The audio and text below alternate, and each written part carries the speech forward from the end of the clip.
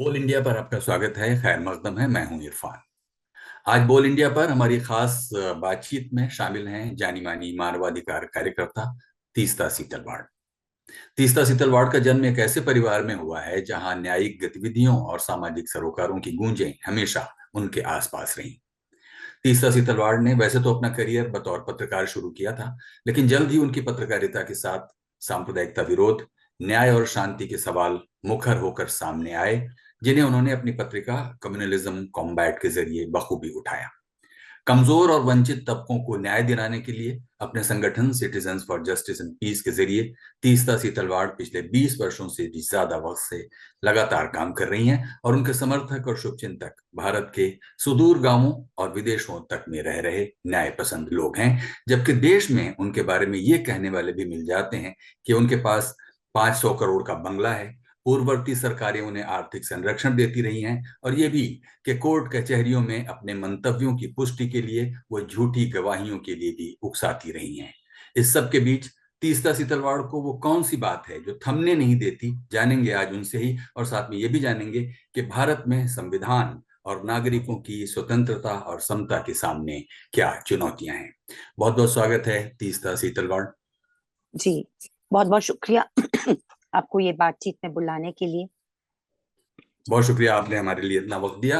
हमको बताइए तीस्ता कि अगर आप अपने शुरुआती अर्ली फॉर्मेटिव ईयर्स की बात याद कीजिए कि घर में वो कौन सा माहौल था और वो कौन से ऐसे पहलू आपके सामने बिल्कुल आज भी याद में ताज़ा हो जाते हैं जो आपको न्याय और संविधान के पक्ष में बहुत ही मजबूती से खड़ा रखते हैं और उससे डिगने नहीं देते। अगर आप अपने फॉर्मेटिव ईयर्स की, शायद अपने एडोलसेंस और चाइल्डहुड की बात भी करना चाहें तो यहाँ आप कर सकती हैं। जी, एक तो मतलब एक बहुत अनोखी बात हमारे खानदान परिवार में ये थी कि हम दो बहनें थे और बहनें हैं। और ऐसा माहौल था जिसमें बातचीत, बहस, मुद्दों पे बहस, और जो भी हमारे समाज और राष्ट्र के मुद्दों हो वो घर तक आके, घर के अंदर ला करके खाने पीने के टेबल पे हम लोग हर दिन रात सुबह इसके ऊपर एक तरह के बहस चर्चा करते रहते थे।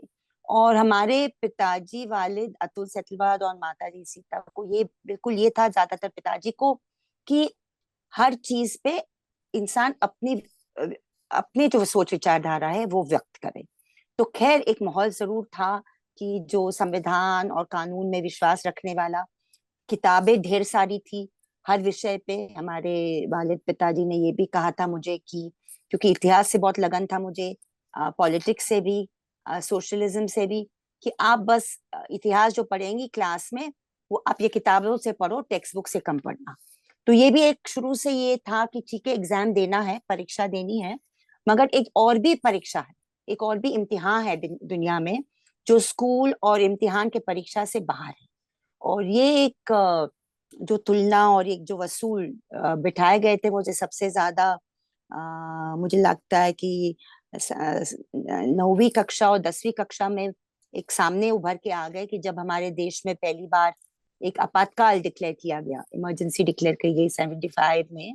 और जिस तरह के का एक माहौल था, जिस तरह के बारे में हम लोग पढ़ते थे, बात करते थे, और उसके बाद इलेक्शन बुलाया गया 77 में। और वो इलेक्शन बुलाया गया, वो इलेक्शन में हमने कैंपेन किया। मैं 16 साल की थी। और यही मतलब सोच विचारधारा के साथ कि तानाशाही और लोकशाही के बीच में बहुत बड़ा अंतर है, और एक जनता आवाम की जो सरकार होती है वो जनता आवाम के ही अधिकार और आवाज के बारे में उनका लक्ष्य होना चाहिए।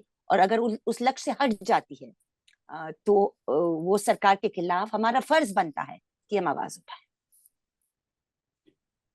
तो ये अगर बातें जो कि घर में डाइनिंग टेबल पे, ड्राइंग रूम में हो रही थी, उसको फिर आपने खुद जाती तौर पर, जैसे कहते हैं कि एक फिजिकल स्पेस में, एक रियलिटी की दुनिया में आपने खुद, जैसे कहते हैं फर्स्ट हैंड एक्सपीरियंस के हाँ कोई इनजस्टिस है और जिसके खिलाफ हमारी कोई जिम्मेदारी बनती है, ये आपने कब से महसूस करना शुरू किया होगा? क्योंकि घर में सुनी सुनाई बातें एक होती हैं और खुद अपने से महसूस करना एक दूसरी बात होती है। बिल्कुल। तो एक मुझे लगता है कि एक एक तरह का, अगर मेरे पास एक मेटामॉर्फोसिस जिसको कहते हैं, एक सेफ्टी ककून से बाहर निकल के एक प्रिविलेज के, जो एक प्रिविलेज बर्थ था, एक किताबों का घर, एक अपर क्लास अपर कास्ट एक परिवार में पैदा होना, भले वो बहुत ही लिबरल और प्रोग्रेसिव हो, मगर वो प्रिविलेज तो एक हकीकत थी ही। मगर साथ साथ ये भी हकीकत थी कि बहुत ही डिसिप्लिन के साथ पैदा होना। हमारी माता जी बहुत ही स्ट्रिक्ट रहती थी कि कभी पॉकेट मनी हाथ में दिया नहीं। पहली बार हमें पॉकेट मनी जब मिला, जब हम कॉलेज की जिंदगी हमने शुरू की, और बस पब्लिक ट्रांसपोर्ट से जाना है, 75 रुपया आपका पॉकेट मनी है, उससे ज्यादा नहीं, कम नहीं, खर्चा नहीं करना है, और उसी में सीमा रह के आपको महीना निकालना है। तो ये तो था ही। मगर साथ साथ मुझे लगता है एक राजनीतिक मेटामॉर्फोसिस और सोशल इश्यूज के तरफ एक जो लगन बनना, वो मेरे कॉलेज और यूनिवर्सिटी के जिंदगी में हुआ। एल्फिंस्टन कॉलेज में मैं 5 साल थी, और उसी वो कॉलेज को मैंने इसलिए चुना था क्योंकि मेरे पिताजी, दादा, परदादा वही कॉलेज से थे। और सरकारी कॉलेज है वो। मगर सरकारी कॉलेज होते होते भी बड़े, अगर उनके आप एलुमनाई का लिस्ट देखें, तो उसमें हमारे former chief justice, farmer lawyers, farmer advocates, artist, मतलब सबके नाम वहाँ पे मौजूद हैं। तो एक बहुत ही अनोखा इतिहास है वो कॉलेज का। और वहाँ पे एक तरह का माहौल था कि विद्यार्थी प्रगति संगठन हो या बाकी हमारे जो वामपंथी ताकतें थी, स्टूडेंट्स स्टूडेंट्स यूनियन की, उसके साथ एक तरह से चर्चा करना, उनके उनके कार्य में जुड़ना। और मुझे पता चला कि जब हम फाउंडेशन कोर्स के बारे में, हमने 11th 12th स्टैंडर्ड में हमको सिखाया जाता था, बहुत ही फजूल का बेसिक कोर्स था, बेमतलब का कोर्स था एक तरह से 11th 12th स्टैंडर्ड का। मगर हमने देखा कि हम जो अंग्रेजी में पढ़े हुए जो बच्चे थे, अंग्रेजी मीडियम में, उसके लिए इतना आसान और सरल था कि हम बिना क्लास में जाए उसका एग्जाम दे सकते थे। तो पहली बार ये महसूस हुआ कि ये जो एक सोशल और कैपिटल और इकोनॉमिक प्रिविलेज की बात है, that must translate into some level of handicap for those who do not have what you have been brought up with। तो एक तरह की ये बातें कि सिर्फ फीस रीजनेबल नहीं होनी चाहिए, मगर साथ साथ ये अंग्रेजी जबान, मराठी, हिंदी, उर्दू जबान में एक तरफापन, मतलब एक जो एक इनइक्वालिटी है हमारे पूरे सिस्टम में, उसको भी एड्रेस करना चाहिए। तो ये सब बात, ये इश्यूज पे हम लोग मोर्चा निकालते थे, प्रदर्शन करते थे, प्रोटेस्ट करते थे।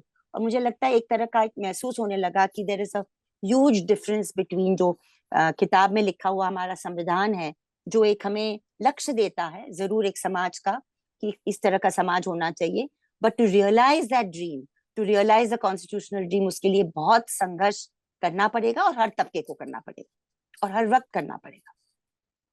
लेकिन आपने फिर जब करियर परसू किया तो आपने अपना जो पेरेंट्स का प्रोफेशन था वो नहीं परसू किया, और आप जर्नलिज्म में उतरी। उसकी वो क्या खुद आपका फैसला था, या फिर कोई एक पीयर ग्रुप का कोई मोटिवेशन था? क्या था कि आपने? नहीं, वो तो मेरा ही ये था। स्टैंडर्ड 7th 8th में मैंने, स्टैंडर्ड 7 में एक्चुअली, 7वीं कक्षा में मैंने वाटरगेट स्कैंडल स्कैंडल स्कैंडल की किताबें पढ़ी, ऑल द प्रेसिडेंट्स मेन। और उसी से बस एक जहन में बात बढ़ी कि अगर बदलाव हो सकता है तो शायद पत्रकारिता के जरिए हो सकता है। और इसीलिए मैंने उस वक्त पिताजी से बात कर ली कि, हालांकि एक अपेक्षा थी हम दोनों के बहनों के बीच में कि मैं ही कानून की पढ़ाई में चले जाऊंगी, क्योंकि मेरी बहन को कोई इंटरेस्ट नहीं था शुरू से। मगर मैंने कहा कि देखिए, मैं अभी तक तो लगा था कि मैं लॉ पढ़ूंगी, मगर अभी लगता है कि मुझे नहीं, पत्रकारिता पढ़नी है। और एक एक लफ्ज से भी उन्होंने कभी रोका नहीं। उन्होंने बोला जो तुम्हारे दिल और दिमाग कहता है उसी लाइन पे आप चलना, और हम आपके साथ हैं।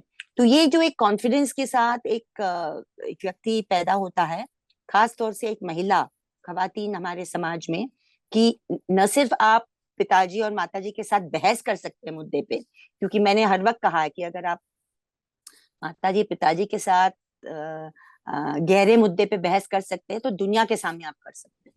वो अगर आपको ताकत दी जाती है शुरू से, या आप लेते हैं अपने हाथ में, तो फिर आपको कोई रोक नहीं सकता, क्योंकि वो सबसे बड़ी एक पाबंदी हमारे समाज में रखी गई है कि बड़ों के साथ बहस ना करो, कोई सवाल ना उठाओ, वगैरह वगैरह। हम तो हर सवाल पे बात करते थे तकरीबन। तो इसीलिए वो एक कॉन्फिडेंस था। तो वो जो वापस कॉलेज की जिंदगी में पिताजी और माताजी के साथ भी सवाल करना कि ठीक है, आपकी बात तो इतनी बड़ी एक लाइब्रेरी है, आप बहुत शौक से किताबें खरीदते हैं, हमें पढ़ने का मौका भी मिला है, मगर क्यों आपके लाइब्रेरी में नेहरू आजाद, मौलाना आजाद और गांधी की ज्यादा किताबें हैं, मगर अंबेडकर और फुले की कम है। ये भी सवाल मैं करना शुरू कर किया था मैंने यूनिवर्सिटी के जमाने। तो पिताजी कहते थे ठीक है, तुम खरीदो, तुम तो अपने पैसा बता बता करके खरीदो। मगर मैंने बोला वो तो मैं करूंगी, पढ़ूंगी, मगर आपके लाइब्रेरी में उनके किताबें कम क्यों हैं?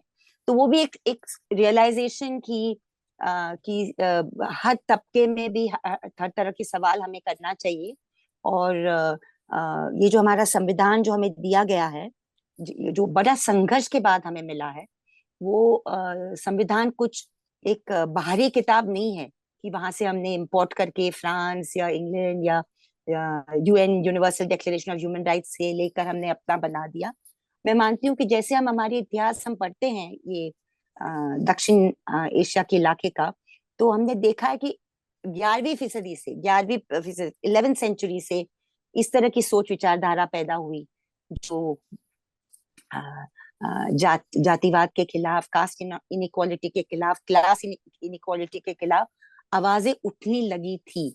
चाहे वो कर्नाटक के इलाके में बसवन्ना हो, या कबीर हो, या अपना लालदेर और नूरुद्दीन हो कश्मीर के इलाके में, तुकाराम नामदेव हो महाराष्ट्र के इलाके में, सवाल उठने लगे थे। और यही जो सवाल थे वो गैर बराबरी के खिलाफ थे कि क्यों ऐसा समाज हमारा है जिसमें गैर बराबरी है। तो जब फिर उसके बाद जब मॉडर्न जमाने में राष्ट्रीय आंदोलन पैदा हुआ ब्रिटिश हुकूमत के खिलाफ, तो नेचुरली वो एक मॉडर्न जमाने में इक्वालिटी, फ्रेटर्निटी, जस्टिस वगैरह की जबान में इसको लिखा गया। और बाबा साहेब अम्बेडकर ही इसको लिख सकते थे, क्योंकि he was himself from a background and a society that had seen the worst kind of discrimination. तो आप अगर इसको आपकी जिंदगी का तजुर्बा इस तरह की गैर बराबरी से है, तो आप इसको इससे अच्छी समझ किसी और की नहीं हो सकती। तो ये हमारे संविधान में बात रखी गई। और ये एक समाज का सपना नहीं था, एक लक्ष्य था कि ये हमारा हकीकत इस तरह होना चाहिए। और उसके लिए राजसत्ता को इस तरह के कदम उठाने पड़ेंगे, न्याय व्यवस्था को कुछ कदम उठाने पड़ेंगे, और समाज को भी उठाने पड़ेंगे। और इसीलिए हर नागरिक के ऊपर भी एक बहुत ही गहरा कर्तव्य या फर्ज बनता है कि हम संवैधानिक वसूल एक हमारी जिंदगी में इसको कायम करने का काम करें। तो इस तरह इन सारे एहसासात को साथ में लेकर जब आप बतौर करियर जब आपने पत्रकारिता को, जर्नलिज्म को चुना और करीब एक दशक से ज्यादा समय तक आप एक्टिव जर्नलिज्म में रही। हालांकि वो दौर वैसा नहीं था जैसा आज हम जर्नलिज्म के सामने देख रहे हैं कि वो पूरी तरह कॉरपोरेट से कंट्रोल्ड और पूरी तरह से पावर सेंट्रिक हो गया है। उस वक्त तो फिर भी कहिए कि कंपैरेटिवली ज्यादा लिबर्टी थी आपके अपने उस करियर स्पैन में। लेकिन फिर भी आपने क्या पाया कि क्या वो इनसफिशिएंट था वो टूल जर्नलिज्म, जिसको फिर आपने फाइनली छोड़ा और एक्टिविज्म की तरफ आए? मैं मानती हूँ कि आज भी मैंने जर्नलिज्म को पूरी तरह छोड़ा नहीं है। आज भी मैं मानती हूँ, मैं अपने आप को एक जर्नलिस्ट एक्टिविस्ट मानती हूँ, लेखक मानती हूँ। और जैसे कि हमारी citizens for justice and peace संस्था है, जैसे आपने खुद कहा, cjp.org.in हमारी वेबसाइट है, वैसे ही हमारा एक कम्युनलिज्म कॉम्बैट हमारी एक मासिक छपता था 1993 अगस्त से लेकर नवंबर 2012 तक, फिजिकली एक मासिक छपता था। और उसके बाद 2015 के बाद वो एक ऑनलाइन वेब पोर्टल है sabrangindia.in, जो अंग्रेजी, हिंदी, हिंदुस्तानी दोनों में है। तो मैं मानती हूँ पत्रकारिता भी एक बहुत अहम मेरी जिंदगी का हिस्सा आज भी है। मगर हाँ, साथ साथ एक्टिविज्म करना और इस तरह की पत्रकारिता को बार बार पैदा करना जिससे व्यवस्था के सामने कुछ सवाल उठे, कि सवाल उठाने का एक काम हम लोग करें। कि अगर हम 83-84 पे जाते हैं, जब मैंने पत्रकारिता में कदम रखा, मैंने when I stepped into journalism in 1983 जून, तो मुझे लगता है 83 83 84 का बहुत बड़े चीजें हमारे देश में हो रहे थे उस वक्त। मतलब बहुत, अभी तो लगता है कि इतना पुराना जमाना था वो, मगर बहुत ही गड़बड़ाने वाली, हड़बड़ाने वाली चीजें भी हो रही थी, जिससे एक युवक पत्रकार जो पहले अपने कदम रख रही है ये पेशे में, उसके लिए बहुत बड़े सवाल भी पैदा हुए उस वक्त। और मैं जानबूझ के दो तीन उदाहरण दूंगी आपके सामने।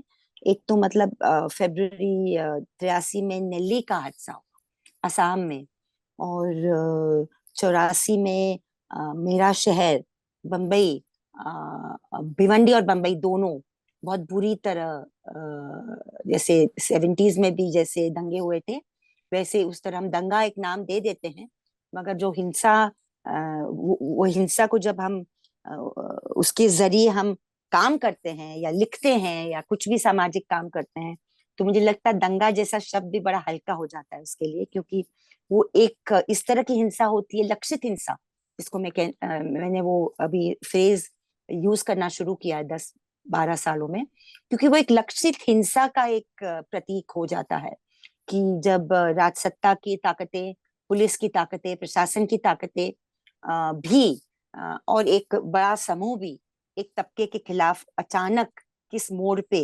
लाया जा सकता है। और ये देश का एक इतिहास भी है, हम ना भूले इसको। आप तो हमारे वरिष्ठ पत्रकार है, आप जानते ही हैं कि हमारे देश में विभाजन, बंटवारा भी हुआ है, जहाँ पे बहुत ही खतरनाक तरीके से तीन कौमों ने, और मैं बार बार कहती हूँ क्योंकि मैं इतिहास भी पढ़ाती हूँ पत्रकार जर्नलिज्म स्टूडेंट्स को, हिस्टोरियोग्राफी ऑफ कम्युनलिज्म करके, कि मतलब हमें सांप्रदायिकता की भी का भी इतिहास पत्रकारों को समझना पड़ेगा, क्योंकि ये एक क्लीन स्लेट नहीं है, इसका भी एक इतिहास है, जिसको हम अगर नहीं समझ लेंगे तो हमारे लिखने में और लेखकों के सामने पेश करने में खामियां होगी। और मुझे लगता है कि बंटवारा और विभाजन को समझना और समझाना बहुत जरूरी है। तो खैर, वो तीन कौमों ने अलग अलग इलाकों में वो विक्टिम भी रहे और परपिट्रेटर्स भी रहे।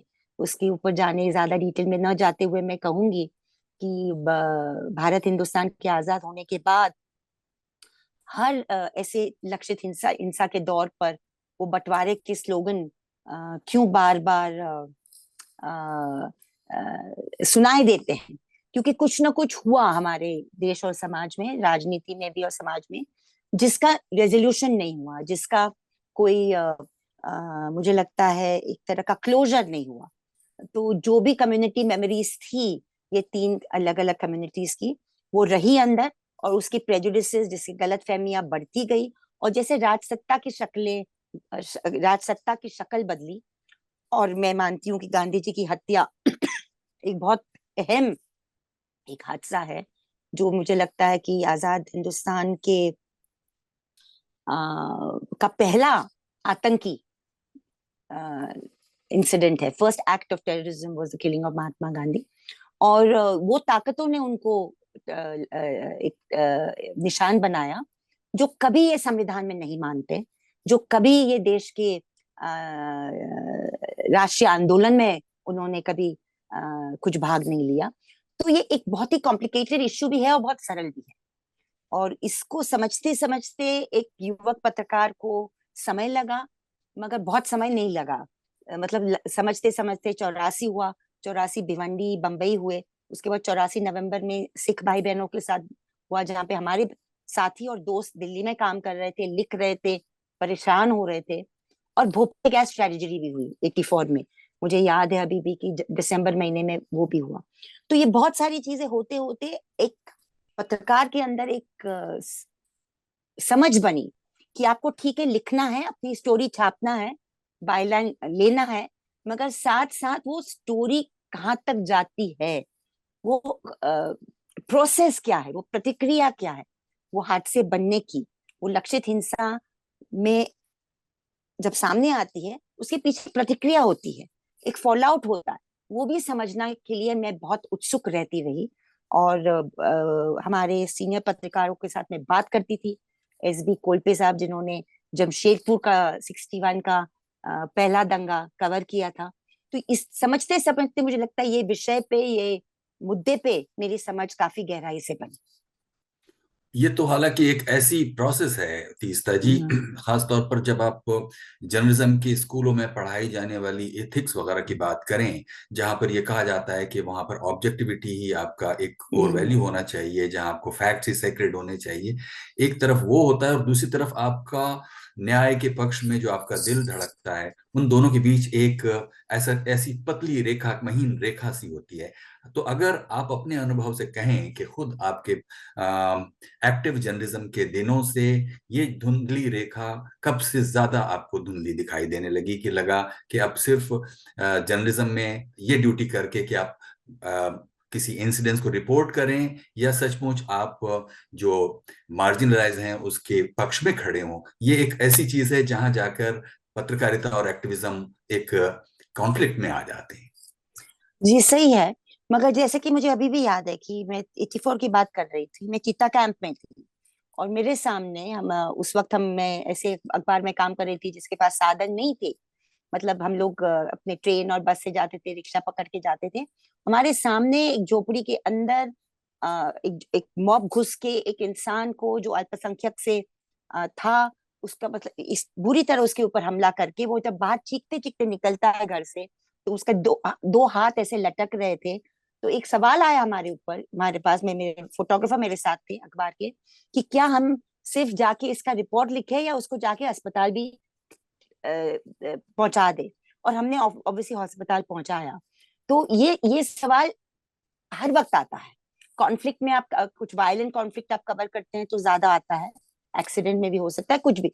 मगर ऑब्जेक्टिविटी जो आपने सवाल उठाया वो भी एक बहुत बड़ा मॉरल सवाल है, क्योंकि क्या इंसान कभी पूरी तरह ऑब्जेक्टिव रहता है क्या, या रहती है क्या? ये भी एक सवाल, एथिकल सवाल है, फिलोसॉफिकल सवाल है, जिसके साथ हमें बार बार जूझना पड़ता है कि क्या हम जिस तरह कोई रिपोर्ट को पेश करते हैं या जिस तरह कोई हेडलाइन को लिखते हैं, उसमें पूरी तरह ऑब्जेक्टिविटी होती है क्या?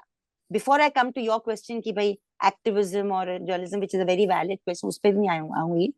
मगर मुझे लगता है कि एक इंसान कभी भी 100% ऑब्जेक्टिव है ऐसे मैं नहीं मानती हूँ। ना कोई वॉर कॉरेस्पॉन्डेंट ये बात कह सकती है या कह सकता है, ना कोई कॉन्फ्लिक्ट कॉन्फ्लिक्ट कोई भी कॉन्फ्लिक्ट कवर करते हुए।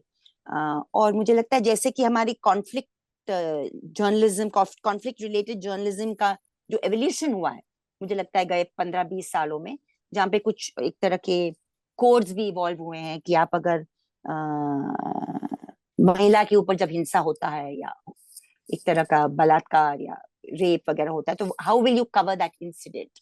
तो मुझे लगता है ये भी एक रिकग्निशन है हमारे समाज का और व्यवस्था का, कि कुछ चीजें स्ट्रक्चरल होती है, कुछ चीजें ऐसी होती है कि ये हिंसा इसलिए हो रही है क्योंकि वो तबका या तो महिला है, या तो दलित है, या तो आदिवासी है, या तो जैसे हमने बहस की एक ऐसे कानून के लिए, prevention of communal violence bill, अल्पसंख्यकों के लिए, क्योंकि ये समाज में इस तरह की दूरियां हैं, इस तरह की गैर बराबरियां हैं। और बहुसंख्यक समाज जो है, इट ओज इट टू द माइनॉरिटीज की भाई। और वो मतलब कश्मीरी पंडितों के लिए भी है वैली में। और हमने हर वक्त ये कहा कि वो डेफिनेशन जो अल्पसंख्यक का होगा वो डिस्ट्रिक्ट लेवल होगा, वो राज्य लेवल होगा, ऐसा नहीं कि एक नेशनल लेवल ही होता है। मगर जब आपका पूरा एक राजसत्ता एक बहुसंख्यकवाद की तरफ बह चुका है, तो इस तरह की बात रखना भी बहुत बड़ा मुश्किल हो जाता है, क्योंकि किसी को कामली ठंडे दिमाग से इसके बारे में सोचना नहीं है। एनसी सक्सेना के या कोई भी रायट कमीशन के फिगर्स देखने नहीं है, जो हमारे सामने पेश करते हैं कि हर वक्त ऐसा क्यों होता है कि जब इस तरह की हिंसा होती है, लक्षित हिंसा, तो उसमें 80-85% प्रॉपर्टी डैमेज, 90% प्रॉपर्टी डैमेज, जिंदगी का जाने जाना, लूट मार, सब कुछ एक ही तबके के साथ क्यों हो रहा है? क्योंकि एक व्यवस्था है ऐसी बनी हुई। और ये हमारे दलित भाई बहनों ने सदियों से निभाया, मतलब उन्होंने इसको सफर किया है। मैं क्या कहूँ, मतलब शर्मनाक बात है हमारे समाज की कि वी डोंट इवन रजिस्टर कि कितने बहनों के साथ, दलित बहनों के साथ हर दिन हमारे देश में एक तरह का लक्षित हिंसा होती है। और उनकी जमीन को लेकर, उनके शरीर को लेकर, उनकी संपत्ति को लेकर और उनके पूरे अस्तित्व को लेकर। तो ये हमारा समाज इस तरह बना हुआ है, मगर बाकी जो हमारा मध्यम वर्गीय और ऊपरी वर्ग का समाज है, जो अपने आप को ऊपर समझता है, वो इसको मान्यता देने के लिए आज भी तैयार है। और अगर हमारे व्यवस्था में ही ऐसे लोग हैं जिसमें रिप्रेजेंटेशन इन तबकों के नहीं है, तो फिर आप वही एक नैरेटिव कायम रखेंगे कि हमारे हमारी हमारी डेमोक्रेसी है, we are living democracy, we are the world's greatest democracy, और हमें इलेक्शंस हम 5 साल हर 5 साल में लेते हैं। That itself is testimony to the fact that we are a fair people.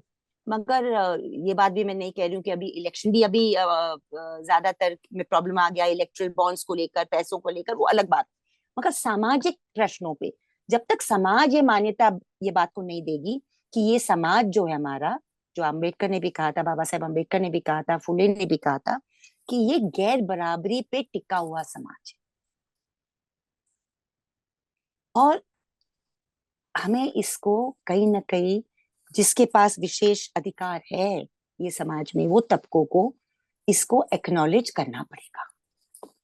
हाँ, तो इसको एक्नॉलेज करने के लिए, अवेयरनेस फैलाने के लिए और अपने एक्टिविज्म के दौरान आपको किन मुश्किलों और विरोधों का सामना करना पड़ा है अपेरेंटली, अगर हमको आप बताना चाहें कि, क्योंकि ये तो एक लंबी लड़ाई है जिसमें न सिर्फ इकोनॉमिक डेप्रिवाइजेशन है, इसके अलावा आप कास्ट और क्रीड और रिलीजन के नाम पर इतनी तरह की लेयर्स हैं, और जैसे जैसे आप उसको सुलझाती जाती हैं कुछ नई और गुत्थियां समझती सामने आती जाती हैं। तो लेकिन ये सब करते हुए आपको क्या किन मुश्किलों का और विरोधों का सामना करना पड़ा है? देखिए, एक तो मतलब मुझे लगता है कि हमारे समाज में अ, अ, जो भी महिला, खवातीन, औरत अगर डट के खड़ी रहे और कुछ बोले, मजबूती से बोले, स्पष्टता से बोले, अ, अ, लोगों को लगता है निडरपन से बोले, मगर डर तो हर इंसान को लगता है, मगर एक क्लैरिटी से बोले, बिना झिझक का बोले, तो वो एक हद तक लोग अप्रिसिएट करते हैं। मगर एक हद से ज्यादा मुझे लगता है ये समाज इसको बर्दाश्त नहीं कर सकता, क्योंकि कहीं ना कहीं उनको लगता है कि बहुत ज्यादा सवाल पूछे जा रहे हैं। तो ये एक मुश्किल आती है। साथ साथ मैंने महसूस किया हमारे संघर्ष में, क्योंकि जैसे आपने खुद कहा कि लिखना, विक्टिम्स के बारे में लिखना, दंगे पीड़ित के बारे में लिखना, उसके बाद उसको अगला कदम करके इंसाफ के लिए संघर्ष करना, ये हमारा एक रियलाइजेशन 93 और 2002 के बीच में हुआ। और 93 में मेरा शहर बहुत बुरी तरह जला, और 92-93 में बम्बई और श्री कृष्ण आयोग जब बिठाया गया था, तो श्री कृष्ण आयोग के सामने चश्मदीद गवाहों लेके जाना, उनको बुलवाना, मतलब माहौल काफी खतरनाक था बम्बई शहर का। और 31 पुलिस ऑफिसर के खिलाफ कार्रवाई होनी चाहिए, ये जस्टिस श्री कृष्ण के रिकमेंडेशंस थे, वो नहीं हुआ। कुछ 3 या 4 के खिलाफ ही कार्रवाई हुई, और आते आते 2002 हो गया, जो सबके सामने है, दुनिया के सामने है। और जैसे कि मैंने पहले भी बहुत बार कहा है कि अगर नेली के बाद, नेली के मैसेकर के बाद, अगर अकाउंटेबिलिटी, जवाबदेही, इंसाफ और रेपरेशन विक्टिम्स को मिलती, जैसे जो मुसलमान बंगाली जो थे, जो मारे गए, बेरहमी से मारे गए आसाम में 2700 से ज्यादा, उनको अगर सब्सटैंटिव जस्टिस, मतलब इंसाफ, जिसको हम मान सकते हैं कि कुछ इंसाफ हुआ कुछ समय के अंदर, वक्त के अंदर, या कितने साल हुए, आज भी वो लोग लड़ रहे हैं, कुछ मिला नहीं। अगर 83 के विक्टिम्स को अगर इंसाफ मिलता, तो मुझे लगता है 84 में आ, हमारे सिख भाई बहनों के साथ जो हुआ वो नहीं होता इतना आसानी से।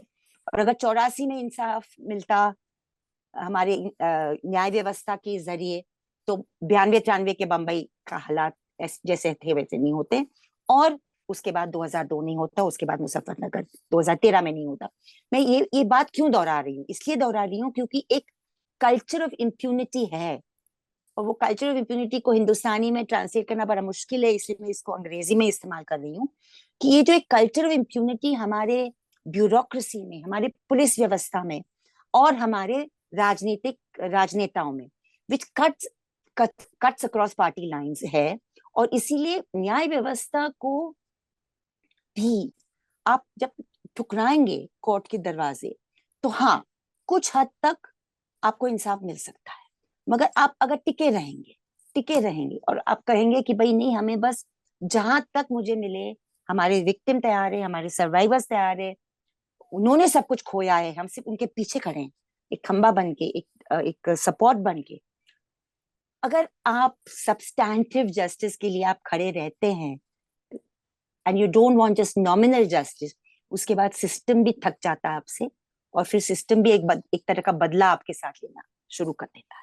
मैं इतना ही कहूंगी, क्योंकि मेरा मामला अभी भी सब जुडिस है, मैं ज्यादा डिटेल में नहीं जाऊंगी, मगर मैं कहूंगी कि गुजरात 2002 के जनसंहार के बाद जिस तरह सीजेपी ने 68 केसेस लड़े, 68 केसेस हम लोगों ने लड़े, 174 लोगों 174 लोगों को कन्विक्शन दिलवाया, जिसमें 124 लोगों को उम्र कैद की सजा फर्स्ट लेवल पे दिलवाई, फिर कई लोग बाद में अक्विट हो गए।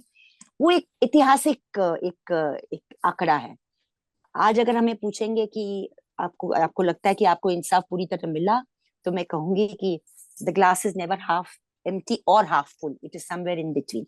क्योंकि वो एक पूरी प्रतिक्रिया जो थी, एक प्रोसेस जो था, उसे बहुत बड़ी सीख मिली, और बहुत बड़ी कुर्बानियां भी देनी पड़ी, जेल में जाना भी पड़ा। तो वो भी एक हकीकत है। मगर सीख जो मिली, मुझे लगता है उसमें कुछ पॉजिटिव्स रहेंगे, और हो सकता है अगर राजसत्ता की शक्ल हम बदलने में कामयाब रहें, आ, तो हो सकता है कहीं मिडिल टर्म और लॉन्ग टर्म में इसके फायदा हम लोग महसूस कर सके। अच्छा, एक बात अक्सर होती है कि ये जो सिचुएशन है पॉलिटिकली अभी जिसको हम फेस कर रहे हैं, उसे हम फाशिज्म कहें या ना कहें, इस पर बहसें होती रहती हैं। हाँ। लेकिन अगर हम सीजेपी के बारे में कहें कि उन्होंने इसको कैसे समझा है, फाशिज्म को और उसके खतरों के बारे में असरदार तरीके से अवेयरनेस वगैरह पैदा करने के लिए और एक तरह से काउंटर नैरेटिव खड़ा करने के लिए क्या स्ट्रैटेजी अपनाते हैं सीजेपी? मेरा क्या कहने का मतलब है कि जहां तक आपके बहुत अच्छा सवाल है कि प्रोटोफैसिज्म या फैसिज्म, आप जो भी हम शब्द इस्तेमाल करें ये ताकतों के लिए, मैं बात हूँ वो एक पॉलिटिकल सवाल है, एक पॉलिटिकल साइंटिस्ट का सवाल है।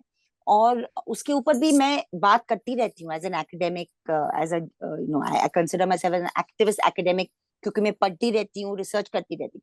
मगर जहां तक सीजेपी संगठन है, which is a human rights organisation, हमारा स्पष्ट मुद्दा यह है कि जो भी अथॉरिटेरियन टेंडेंसीज है, तानाशाही जो प्रतिक्रिया हैं, जो तानाशाही प्रोसेसेस है, जो आवाजें दबाने का काम करे या नफरत फैलाने का काम करे, या कोई भी एक तबके जो ऑलरेडी वंचित तबका है उसके साथ और दमन लाने का कोशिश करे, चाहे वो आदिवासी हो, मुसलमान हो, दलित हो, क्रिश्चियन हो, महिला हो, ट्रांसजेंडर हो, एलजीबीटीक्यूआई हो, तो वो समाज के लिए हम आवाज उठाएंगे।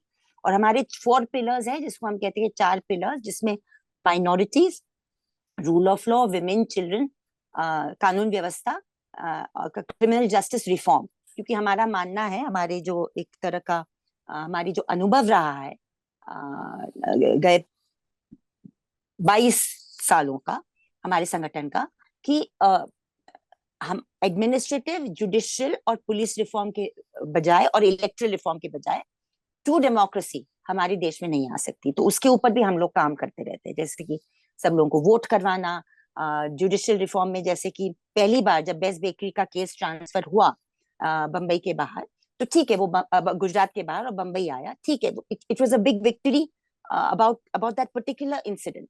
मगर क्रिमिनल जस्टिस रिफॉर्म हमारे लिए बहुत बड़ा विक्ट्री ये थी कि पार्लियामेंट में 2009 में सीआरपीसी में अमेंडमेंट ला करके उसमें नोटिफिकेशन आप पढ़ेंगे तो बेस्ट बेकरी केस का रेफरेंस है कि चूंकि इस केस से व्यक्त होता है कि विक्टिम सर्वाइवर को भी क्रिमिनल ट्रायल में जगह होनी चाहिए, it should not just be a matter between the prosecution and the defence.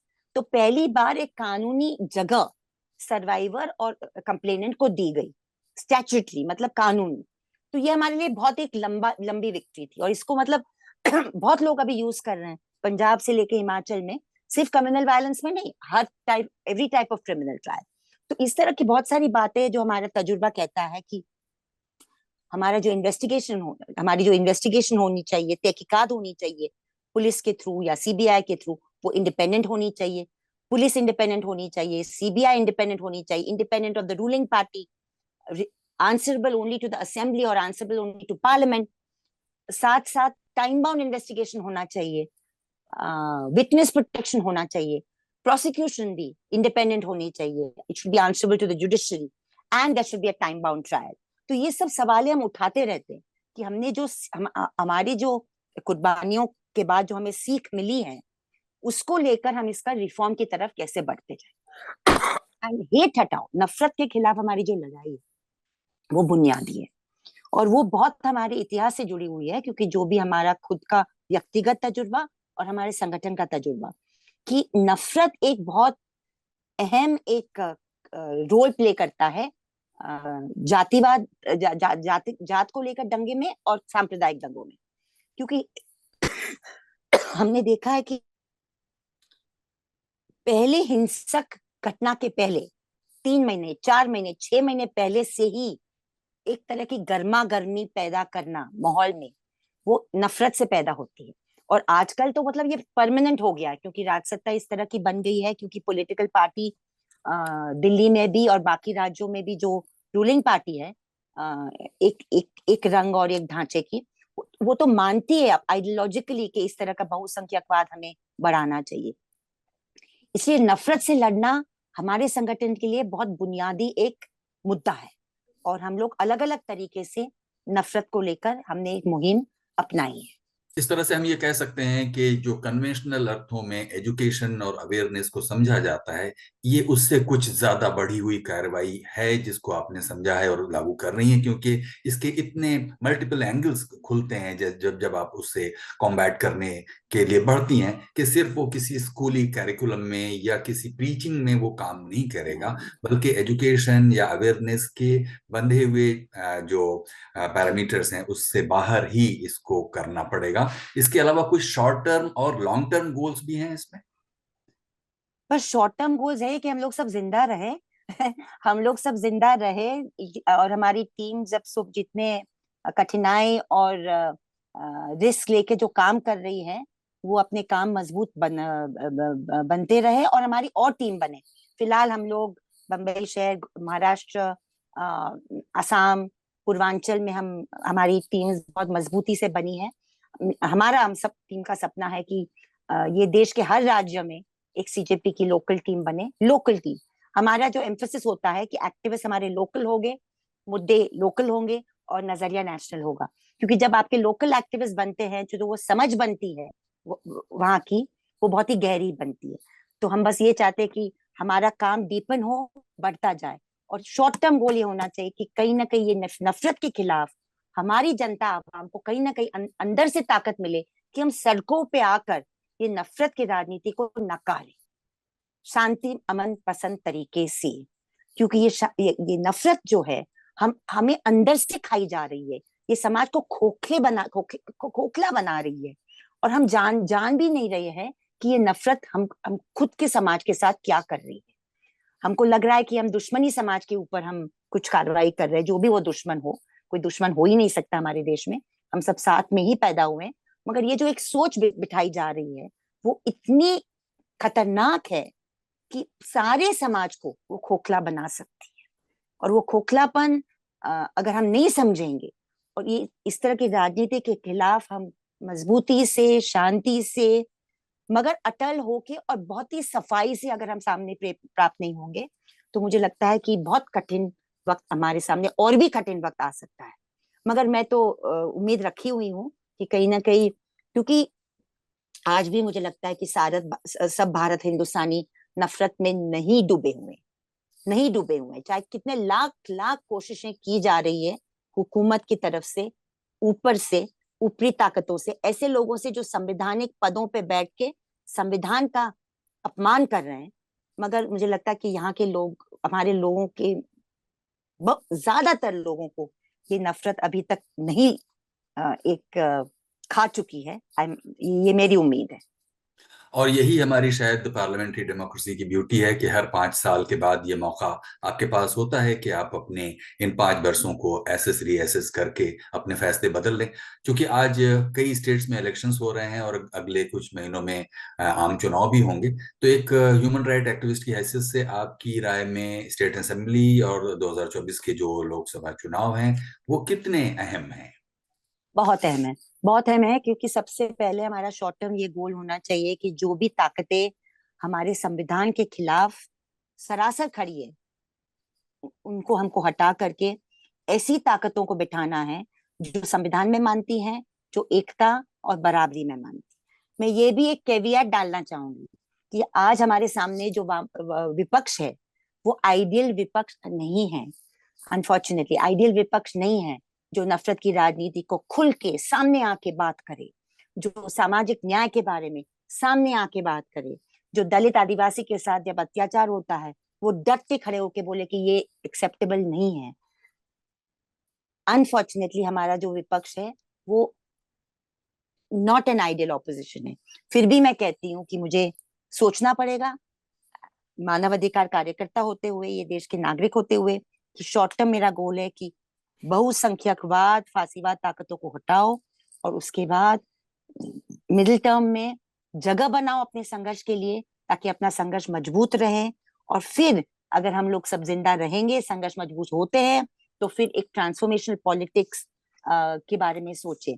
इस वक्त हमने सीजेपी और पीयूसीएल ने साथ में मिलके एक मैनिफेस्टो निकाला है, नागरिक मानवाधिकार घोषणा पत्र भारत के लिए 2024 के लिए, जिसमें हमने हर मुद्दों पे चीजें लिखे हैं, चाहे वो कामगार के हो, चाहे वो अल्पसंख्यक के हो, चाहे वो आदिवासी के हो, दलित के हो। और मुझे लगता है सबसे अहम मुद्दा आज का ये है कि हम 32 ऐसे कानून जिसको जिसका शास्त्रीकरण किया गया है, वेपनाइज किया गया है, जैसे कि यूएपीए, पीएमएलए, इस तरह के कानून को रिपील करने की मांग हम लोग एक होके, मजबूत होके करें। चाहे जो भी ताकतें आए पावर में, चाहे राज्यों में या दिल्ली में, वो सबसे पहले इस तरह के कानून जो गए 9.5 सालों में लाए गए हैं, बिना कोई बहस, बिना कोई चर्चा, बिना कोई लोकशाही तरीके से जो लाए गए हैं, वही कानून एक अत्याचार का एक डंडा बन गया है सरकार के लिए। और इसीलिए हमारे बहुत ही बहादुर नौजवान, जिन्होंने 2020 में, उनका नाम तो मैं हर बार लेती हूँ और इस बार भी लूंगी, कि 2020 में जिन्होंने anti CA, anti NRC agitation के वो लीडर बने थे, और आज भी वो हमारे लीडर है दिल में, वो आज भी जेल के सलाखों के अंदर बंद है। और ये एक शर्मनाक बात है, नाम लेने की जरूरत नहीं है, फिर भी मैं कहूंगी, चाहे वो उमर खालिद हो, चाहे वो गुलफिशान हो, चाहे वो मीरान हैदर हो, ये सब हमारे नौजवान लीडर आज जो भारत के जेलों के अंदर हैं, वो बहुत एक शर्मनाक और भयानक एक परिस्थिति, और यूएपीए जैसे कानून का गैर इस्तेमाल करके उनको अंदर किया गया है। और हर नागरिक का फर्ज बनता है कि हम आवाज उठाए कि इस तरह के 32 कानून जिसका शास्त्रीकरण किया जा रहा है, and therefore parliament is being used to destroy the constitution brick by brick, because parliament is infested with people who themselves don't believe in the constitution and who believe in overthrowing the constitution. तो ऐसे नाजुक वक्त में जबकि खुद CJP और PUCL का नाम आपने लिया, और भी कुछ ऑर्गेनाइजेशंस होंगे अक्रॉस द कंट्री जो इसमें लगे होंगे, लेकिन पॉलिटिकल पार्टियां इस बारे में कितनी सेंसिटिव हैं कि इन कानूनों को रिपील किया जाए? और इस पर ये जो घोषणा पत्र आपने बनाया है, इस पर कुछ डायलॉग चल रहा है क्या? शुरू हो जाएंगे, अभी ये स्टेट इलेक्शंस खत्म होने के बाद हम इसको रिलीज करेंगे, हर political party including the ruling party को भेजा जाएगा, और ये कहा जाएगा कि आप ये मुद्दों को अपने अपने घोषणा पत्र में न सिर्फ इसको डालो 2024 के लिए, मगर इसके बारे में आप अपने अप स्पष्ट व्यक्त करो कि आप इस तरह के मुद्दे, आप आवाम के मुद्दे हैं, उसको आप, उसके ऊपर आप जोर देंगे। It is a work in progress. आपको पता ही है, कोई भी संघर्ष की का जो शुरुआत होता है उसकी कभी खत्म नहीं होता। और सत्ता ऐसी चीज है कि जैसे लोग सत्ता में आने के बाद बहुत सारी चीजें भूल भी जाते हैं, हमारे जैसे लोग सत्ता का सपना कभी देखते नहीं। तो इसीलिए हम चाहते हैं कि बस हम यही कहते रहेंगे कि आपको इस तरह का समाज और देश का निर्माण करना है जो डॉक्टर बाबा साहेब अम्बेडकर, मौलाना आजाद, ज्योतिबा फुले और हमारे सैकड़ों लाखों स्वतंत्र सैनिकों का एक सपना था। शुरू हुआ था आदिवासी किसानों के साथ, जब ब्रिटिश हुकूमत के खिलाफ उन्होंने आवाज उठाई। उसके बाद वो संघर्ष शहरों में आया और बड़े बड़े एडवोकेट और लॉयर्स ने वेतन उठाया। सबसे पहले आवाज उठाने वाले हमारे आदिवासी किसान थे। और मैं मानती हूँ कि ऐसा कोई तबका नहीं है भारत हिंदुस्तान में जिसने हुकूमत के खिलाफ आवाज नहीं उठाई हो। और गए 10 साल में, मैं मानती हूँ 9.5 10 साल में देश के हर इलाके में संघर्ष जारी है। क्योंकि ये सरकार जो है, ये सरकार ने एक जंग छेड़ा है अपने ही लोगों के खिलाफ, चाहे वो कामगार हो, आदिवासी हो, दलित हो, अल्पसंख्यक हो या महिला हो। और मुझे लगता है हम सब जब साथ में आके इसको समझेंगे और आवाज उठाएंगे तो किसी अवाम की ताकत कभी नहीं रोकी जा सकती। ये जो बीते करीब 40 बरस हैं जिनमें आपका जर्नलिज्म और एक्टिविज्म सब कुछ शामिल है, इसने आपको जाती तौर पर कैसे बदला है? कि कभी लगता था कि आज से 20 साल पहले इस एहसास पर थे और आज किसी और नए एहसास पर हैं, खुद जाती तौर पर अगर आप इसको पर्सनल और सोशल से थोड़ा अलग करके भी देखें, तो पर्सनली आपने कैसे ग्रो आप करता हुआ अपने आप को पा रही हैं? देखिए, एक समझ बन जाती है इस तरह के संघर्ष के बाद। एक समझ बन जाती है कि आपके पास कभी पूरी तरह जवाब नहीं होते। कोई भी चीज के 100%, 100% जवाब आपके सामने नहीं होते। आपकी सीख जो है वो संघर्ष में जुड़ने से और न छोड़ने से ही आपकी सीख बनती जाती। वो अनुभव से, वो तजुर्बे से। और अगर आप में वो क्षमता है कि आप सवाल अपने आप से भी पूछते जाएंगे और व्यवस्था से भी पूछते जाएंगे कि कहाँ पे हमने कैसे कदम उठाए, कहाँ गलतियां हुई, कहाँ स्ट्रैटेजी ऐसे होनी चाहिए थी, कहाँ स्ट्रैटेजी में बदल आनी चाहिए, तो आपके अंदर ये भी एक समझ बन जाएगी कि कौन से मुद्दे कब उठाने चाहिए और कौन से मुद्दे किस जोर से कब उठाने चाहिए। मगर गलतियां तो इंसान कर ही लेता है संघर्ष में भी। और मगर एक अगर एक तो ग्रोथ डेफिनेटली हुआ है। क्योंकि मैं मानती हूँ एक बहुत बड़ी सीख मुझे 20 साल पहले ही हो गई थी, जब हमने कम्युनिज्म कॉम्बैट शुरू होने के 10 साल के अंदर, तकरीबन 2002 2001 में। क्योंकि हमने शुरू किया था बाबरी मस्जिद के शहीद होने के बाद और बम्बई के एक तरफे दंगे के बाद हमने मैगजीन शुरू किया था, ये समझ बनाने की, ये समझ लेते हुए कि the right in the mind festers for months before it spills into violence on the streets. कि इसलिए आपको वो डिकंस्ट्रक्शन करना है एज ए जर्नलिस्ट कि ये प्रतिक्रिया क्या है जो दंगे करने वाली, ये फॉल आउट क्या होता है दंगों का, ये गेटोइजेशन कैसे होता है, शहर बढ़ जाते हैं, समाजें बढ़ जाती हैं। और ये समझ जब तक समाज में नहीं आएगी तब इसका सामना हम कैसे करें। तो ये एक समझ तो बनती गई धीरे धीरे धीरे धीरे। मगर वो समझ कभी पूरी नहीं होती।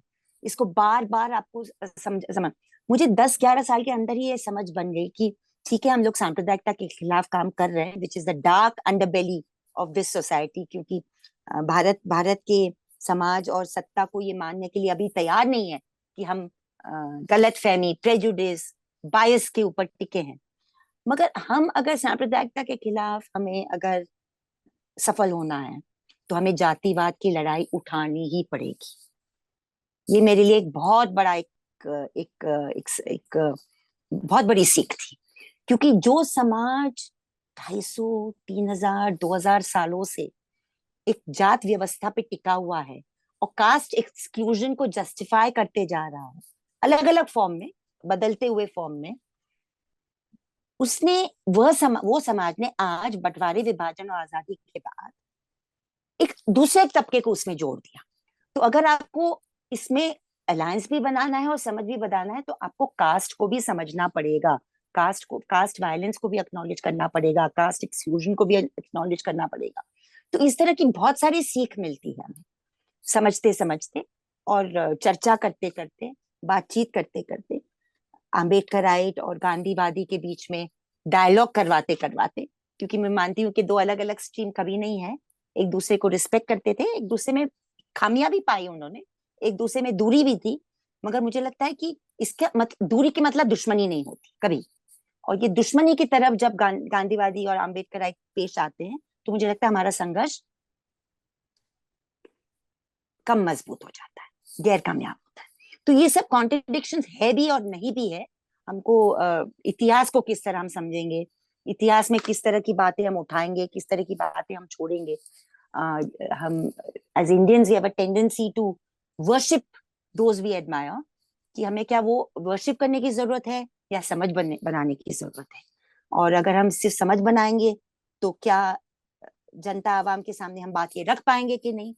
क्योंकि जनता आवाम के सामने ये बात एक बनाई जा रही है लोगों की कि मसाया ही आपको बचा सकते हैं। मसाया के खिलाफ कोई कलेक्टिविटी हम अपने आप में नहीं महसूस करते कि एक कलेक्टिव रियलिटी ही हमको हमें बचा सकती है। बार बार ये हमें पूछा जाता है कि कौन उभर के आएगा ये गलत ताकतों के सामने।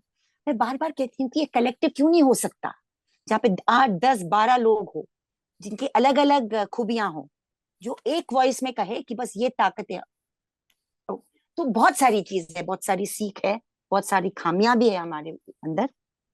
और मुझे लगता है कि अगर ये महसूस हम अपने आप में करें कि it has to be a constant learning, and you don't have the final answer, you don't have the final answer, you have to work towards that answer.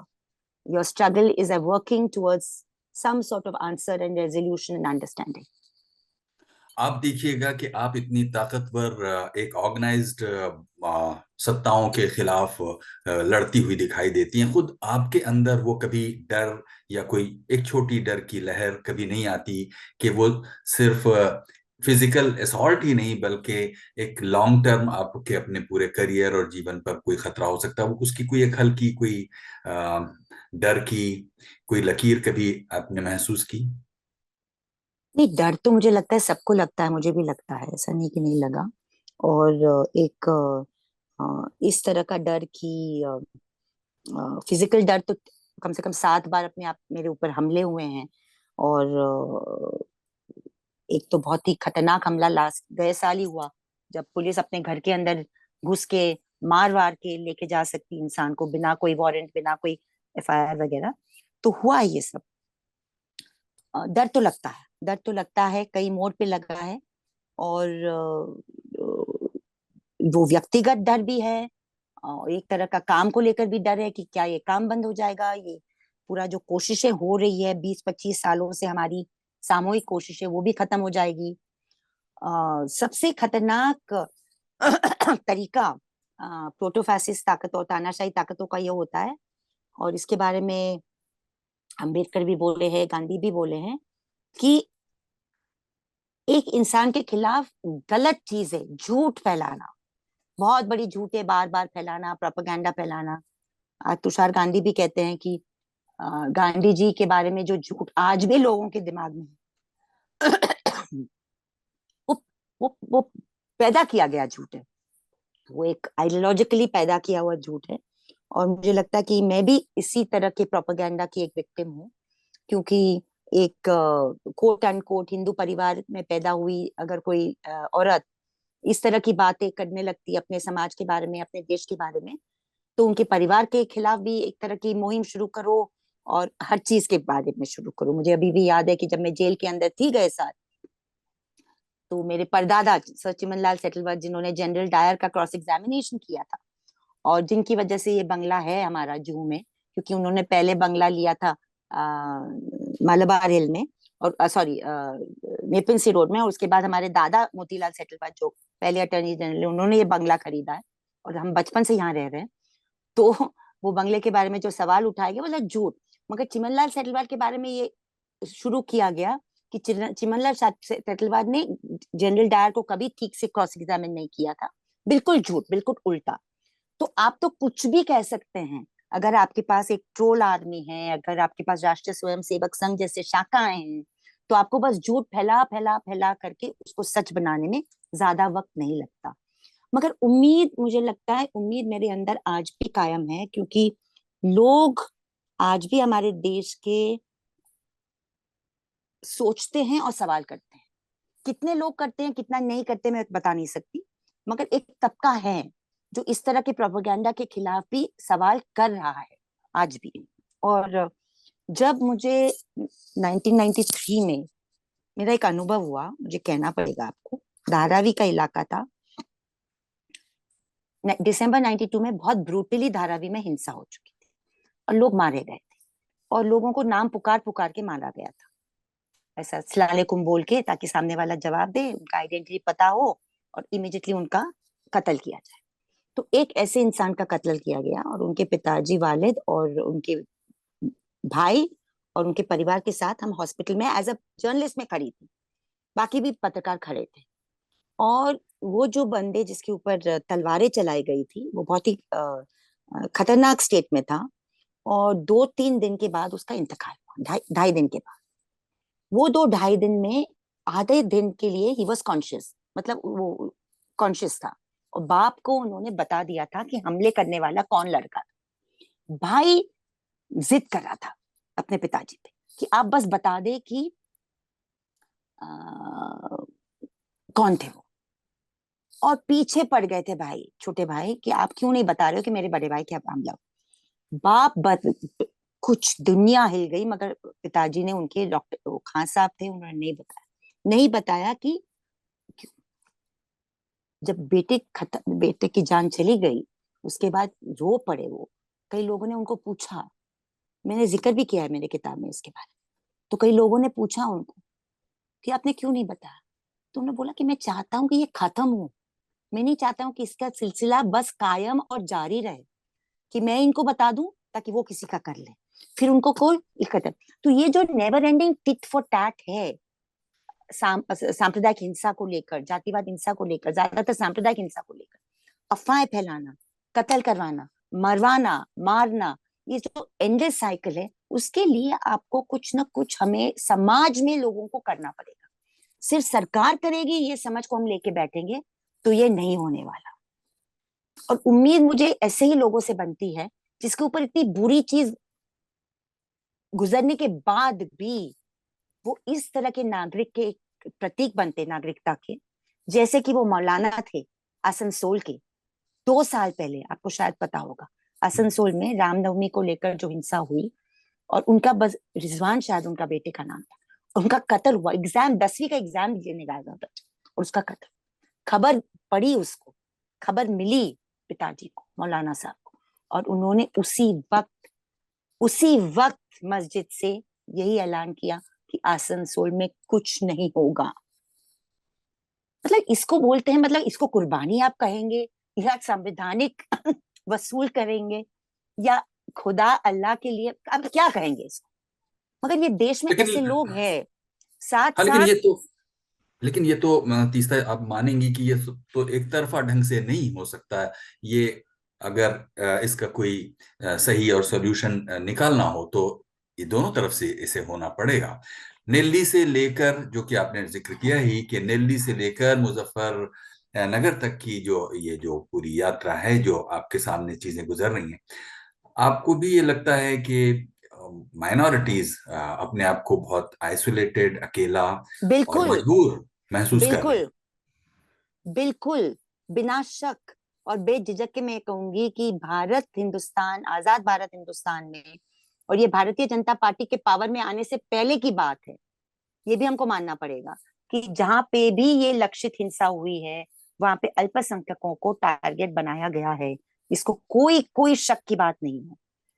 और इसमें हम ये भी कहना पड़ेगा कि इसमें आप, जैसे मैंने 2 एग्जाम्पल आपके सामने रखे, मगर साथ साथ में विमलाबाई खावनेकर का भी एग्जाम्पल 93 का रख सकती हूँ, जिन्होंने एक मॉब को रोका जिसमें उनके बेटे थे, शिवसेना शाखा प्रमुख भारत खावनेकर।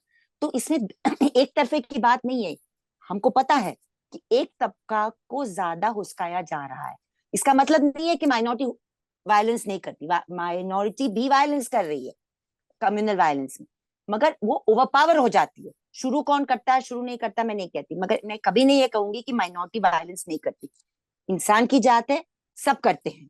मगर जब स्टेट का शक्ल, जब आपके प्रशासन का शक्ल, पुलिस का शक्ल, प्रशासन का शक्ल, राजसत्ता का शक्ल अगर एक तरफा हो जाए, क्योंकि एक कम्युनल आइडियोलॉजी अंदर बस चुकी है, तब खतरे की मोड़ हमारे पास आ गई है। और हमें यही नजर आता है, चाहे वो दिल्ली में हो, चाहे वो 84 सिख भाई बहनों के साथ जो दिल्ली में हुआ वो हो, या 2002 हो या 92-93 हो, या उसमें बहुत सारे एग्जाम्पल्स है, मेरठ, मलियाना, भागलपुर।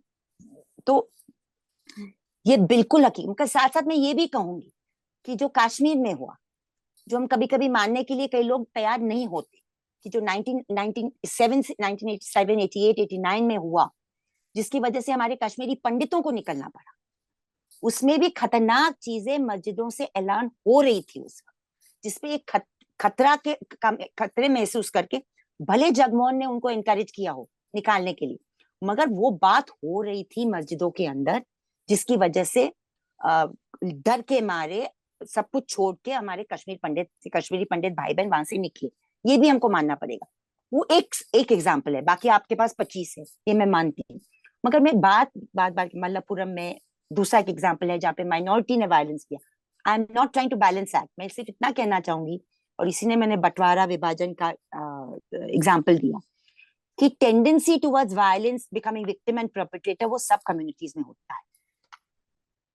खतरा तब होता है कि जब राज सत्ता, when the state turns majoritarian, when the police turns majoritarian, when the administration turns majoritarian, और आज तो हमारा ये हाल है कि वो मेजोरिटेरियन टेंडेंसी तो थोड़ी है ही राज सत्ता में, साथ साथ उनके ब्राउन शर्ट्स भी है, उनके ये सब ग्रुप्स भी है, चाहे 15-20 संगठन उन्होंने जो पैदा किए हुए हैं, जिसको ब्राउन शर्ट्स आप कहिए या खाकी शर्ट्स कहिए या सैफरन शर्ट्स कहिए, जो जो बिना पूरे इम्प्यूनिटी के साथ फंक्शन कर रहे हैं।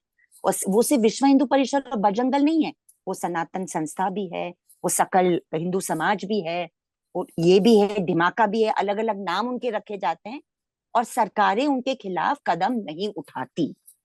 ये बहुत बड़ा एक खतरा हमारे देश के लिए है, और ये हमको कहना पड़ेगा। और इसीलिए हम कह रहे हैं कि शॉर्ट टर्म यही एक इलाज है, कि हमको वो ताकतों को पावर से निकालना ही होगा शॉर्ट टर्म।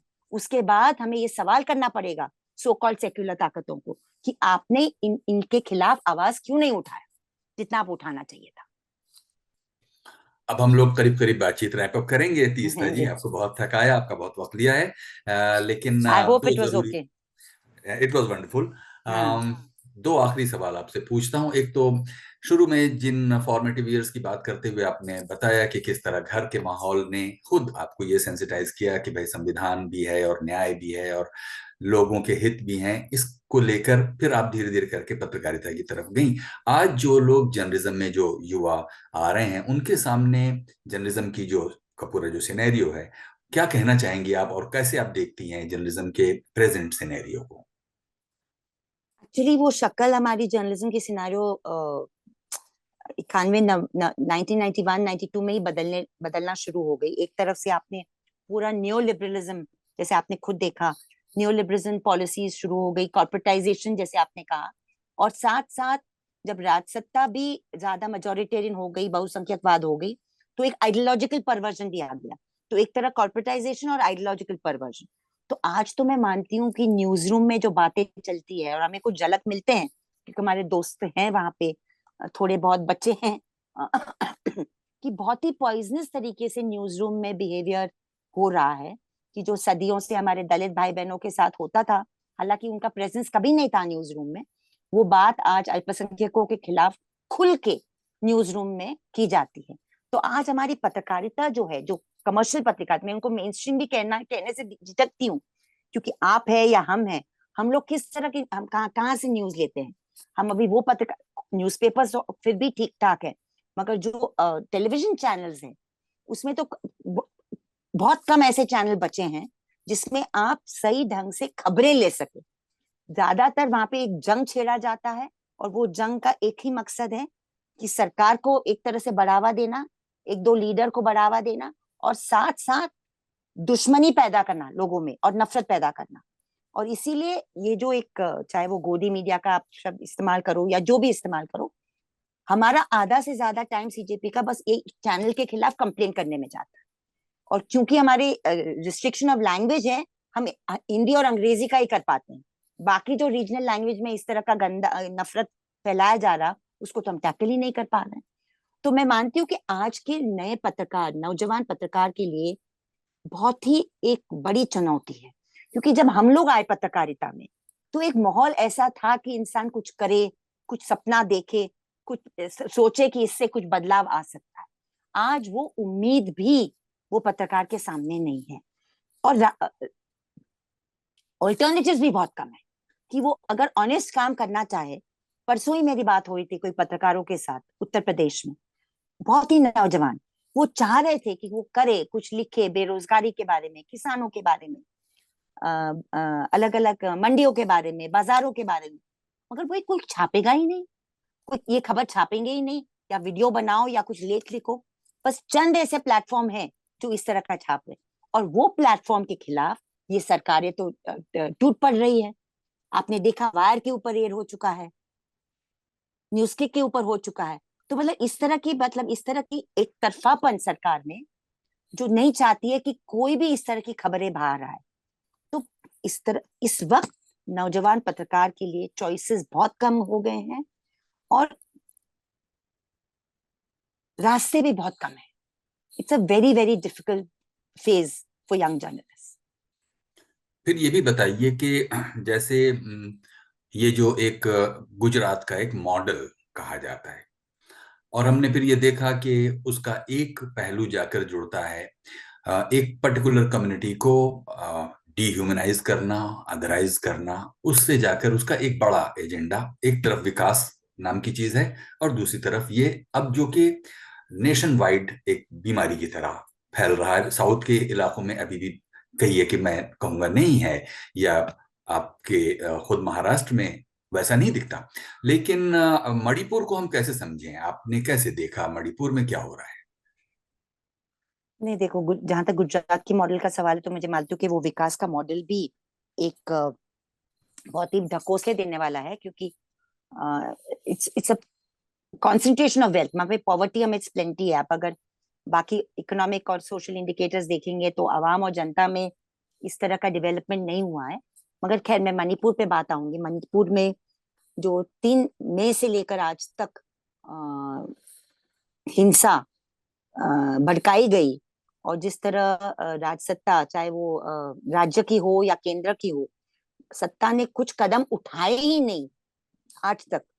ये कुछ सुलह, कुछ बातचीत करवाने में, मतलब मैं समझ नहीं सकती। मणिपुर में इस तरह के हालात है कि आर्म्स को लूटे जा रहे हैं, हथियारों को लूटे जा रहे हैं खुलेआम, और ये हो रहा है। और हम कह रहे हैं कि वहाँ की चीफ मुख्यमंत्री के खिलाफ कुछ कुछ कार्रवाई अभी तक नहीं हुई है। तो ये तो जाहिर है कि एक तरह से राज्य सरकार और केंद्रीय सरकार चाहती है कि वहां पे इस तरह की कॉन्फ्लिक्ट बनी रहे। अभी वो कारण क्या है, फैक्ट फाइंडिंग रिपोर्ट्स वहां से निकल चुके हैं वगैरह, मगर हम इतना ही कहेंगे कि एक तरफ आप देखिए तो बिना बिना मानसिक और शारीरिक कॉन्फ्लिक्ट की इस तरह की ताकतें सरकार में नहीं रह सकती। ये नहीं चाहती है कि इस तरह का विकास हो जहां पे भूखमरी कम हो, जहां पे रोजगार बढ़े, जहां पे संपत्ति बटे, जहां पे कॉर्पोरेटाइजेशन की तरफ संपत्ति न जाए और लोगों की तरफ जाए। और इसीलिए ये कॉन्सेंट्रेशन ऑफ वेल्थ एक तरफ से, और इस तरह की नफरत की राजनीति चाहती है कि बार बार लोगों के बीच में कुछ न कुछ इस तरह का कॉन्फ्लिक्ट बने रहे। मगर जो भी मणिपुर में हो रहा है वो मतलब वो हिसाब के बाहर है। हम लोग एक छोटी मोटी कोशिश कर रहे हैं अलग अलग तबकों को बातचीत करवाने की, और आज भी वहां के रिलीफ कैंप में, अभी सर्दी के जमाने भी आ जाएंगे 2-3 हफ्ते के अंदर, वहां पे बहुत सर्दी पड़ती है, खाने की चीजें कम है, कंबल नहीं है, मतलब बहुत ही बुरे हालात है। और जो भी पत्रकार, कुछ कुछ पत्रकार जो जाते थे पहले 1-2 महीने में, गए हैं, इंटरव्यूज किए हैं, वो भी आज जाना बंद हो गया। तो आपको वहां पे न कैमरा दिख रहा है, न वहां से खबरें आ रही है। और ये मैं मानती हूँ सबसे बड़ा एक ब्लैकआउट है हमारे देश के लिए, कि मणिपुर की कोई खबर गए 1.5 महीने से ठीक ढंग से बाहर नहीं आ रही। आई तो कुछ 3-4 हफ्ते के लिए आई, जुलाई महीने में, अगस्त महीने में, और उसके बाद वापस एक ब्लैकआउट करने में सरकार सफल हो गई है। और ये हमारे जमहूरियत और लोकशाही के लिए बहुत बड़ा एक खतरा है। तो ऐसे में क्या देश के हालात कभी सुधर भी सकते हैं? आपको क्या उम्मीद है? इतिहास गवाह है कि कभी भी कुछ इस तरह की ताकतें जब उभर के आती है, तो चाहे कितना भी समय लगे, वो मैं नहीं कह सकती कि कब होगा, मगर एक नए दिन की उम्मीद, एक नए सुबह की उम्मीद लेकर ही कार्यकर्ता चलते हैं, और पत्रकार भी चलते हैं, और नागरिक भी चलते हैं। और ये नई सुबह जरूर आएगी। मैं आज ये लिख के नहीं दे सकती हूँ कि कब आएगी, मगर वही उम्मीद के साथ हमें आगे हमारा काम कायम रखना है, क्योंकि ये सरजमीन पे बहुत सारे संघर्ष हुए हैं, और होते रहेंगे, और हमें कहीं ना कहीं वो संघर्षों का सपना कायम करना तो इसी उम्मीद के साथ हम आपका बहुत बहुत शुक्रिया अदा करते हैं है। तीस्ता सीतलवाड़, आपने हमारे लिए इतना समय दिया। बहुत बहुत शुक्रिया, शुक्रिया। बहुत बहुत शुक्रिया, बहुत।